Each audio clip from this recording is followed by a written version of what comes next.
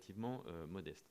Dans le cadre de la réponse à la crise, et du coup, en lien avec les questions qui sont posées sur le PLFR 3 qui a été voté le 29 juillet, là, nous avons donc une enveloppe de 160 millions d'euros qui va être utilisée de la façon suivante. On a plusieurs compartiments.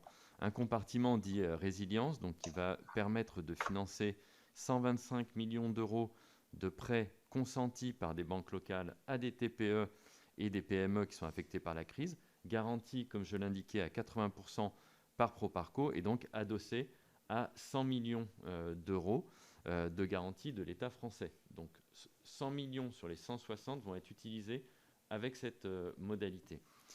Qui sera éligible en fait sur ce nouveau mécanisme? Eh bien en fait des entreprises de moins de 200 salariés. Donc on n'est pas sur la grande ETI avec plusieurs milliers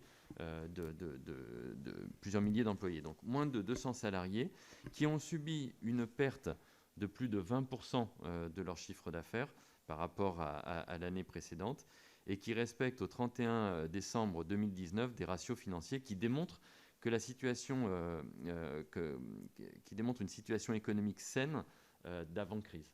Donc on n'est pas là pour, en gros, conforter des entreprises qui auraient connu ou qui connaissaient des difficultés avant la crise. Là, ce dispositif, il est vraiment lié à la réponse d'urgence, réponse à la crise. Et donc, on est sur des tickets moyens qui vont être de l'ordre de 10 000, 20 000 euros jusqu'à 50 000, 60 000 euros. Donc, je pense qu'on est davantage dans la cible qui est celle que vous évoquiez. Et j'espère à ce titre pouvoir vous apporter quelques éléments de confort et vous rassurer un petit peu. Excusez-moi de vous couper, mais c'est ciblé sur 7 pays, c'est ça c'est ciblé sur 7 pays d'Afrique. Alors, en fait, pour l'instant, en fait, comment on a décidé de déployer cette ressource? Donc, je viens de vous citer une modalité. Il y a d'autres modalités, mais je préfère rester focus sur les PME. On a des modalités en faveur des institutions de microfinance qui vont permettre d'aller encore plus vers des entreprises de petite taille, voire des micro-entrepreneurs. Et parmi eux, on trouvera également des entreprises ou des entrepreneurs français qui montent leur business, qui s'installent, etc. Il y a aussi tout un volet sur la partie start-up, Digital Africa, etc., que nous renforçons également à cette occasion. Sur les pays qui sont visés, donc effectivement, aujourd'hui, ce qui a été voté par le Parlement concerne l'Afrique.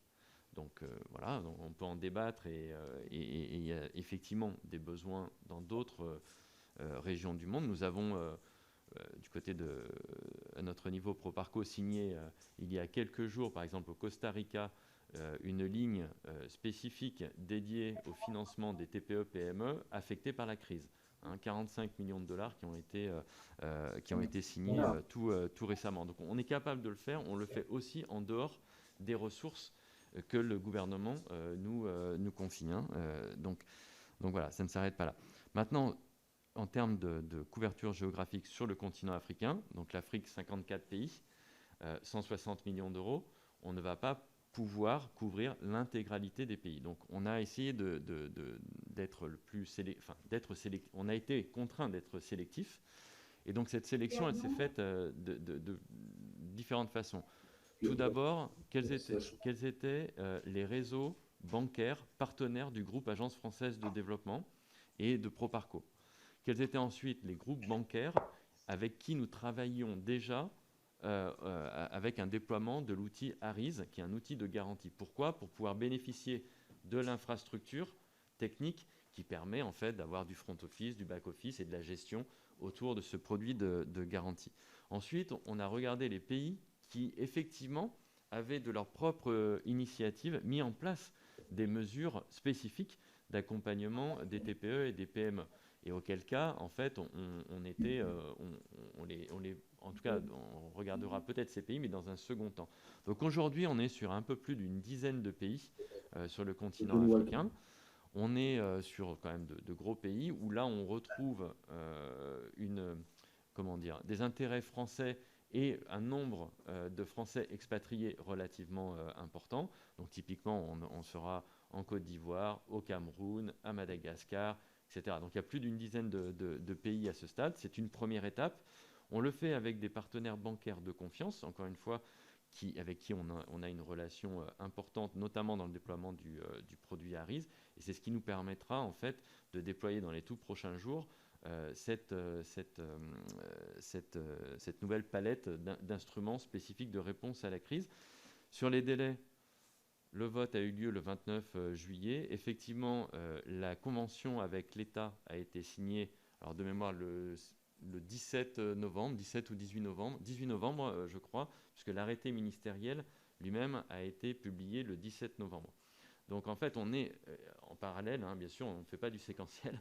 En parallèle, on négocie avec des partenaires et des réseaux bancaires pour pouvoir déployer très vite maintenant en fait ces nouvelles modalités d'action et d'apporter des réponses à la crise. Voilà.